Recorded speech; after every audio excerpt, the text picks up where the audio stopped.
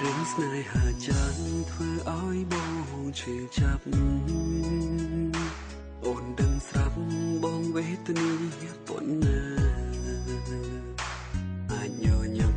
ជាថ្មីក៏ព្រោះតែជីវ៉ាហើយដូចនៅគិតថា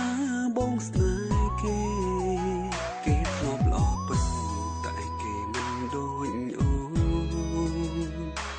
គេលាក់ពួនលួចក្បត់បងយូរហើយរំលឹកគេពេលនេះព្រោះបងខ្លាចថ្ងៃក្រោយខ្លាចអូនធ្វើឲ្យបងឈឺចាប់ដូចមុនបងបារម្ភពីអូនព្រោះស្គនជានាថ្មីគេត្រឹមនាងដទេគ្មានដំឡៃដូចមុនរវាងបងនឹងគេមិនអាចត្រឡប់ដោយដើមបានស្រងកលយ៉ាងជឿចិត្តបងណា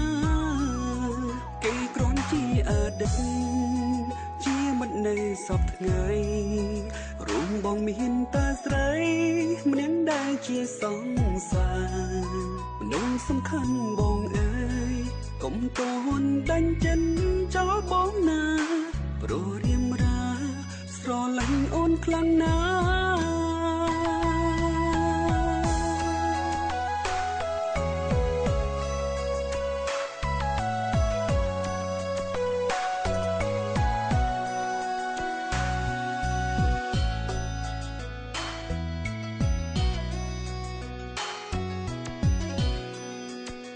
គេធ្លាប់ល្អពេញ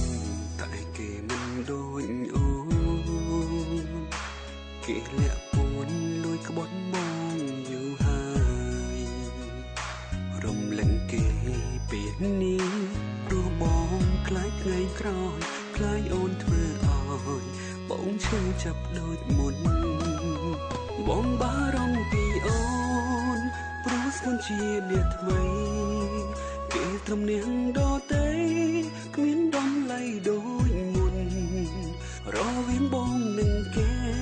មិនអាចត្រឡប់ដោយដើមបានស្រងកលយ៉ាងជឿចិត្តបងណាគេគ្រាន់ជាអតីតជាមិននៅសពថ្ងៃរួមបងមានតាស្រីម្នាក់ដែលជាសង្សារមនុស្សសំខាន់បងអើយកុំតន់ដាញ់ចិត្តចោលបងណាព្រោះរៀមរាស្រឡាញ់អូនខ្លាំងណាបងបារម្ភពីអូនព្រោះស្គនជានាថ្មីគេត្រឹមនាងដទេគ្មានដំឡៃដូចមុនរវាងបងនឹងគេមិនអាចត្រឡប់ដោយដើមបានស្រងកលយ៉ាងជឿចិត្តបងណាគេគ្រាន់ជាអតីតជាមិននៅសពថ្ងៃរួមបងមានតាស្រីម្នាក់ដែលជាសង្សារមនុស្សសំខាន់បងអើយកុំតន់ដាញ់ចិត្តចោលបងណាព្រោះរៀមរាស្រឡាញ់អូនខ្លាំងណា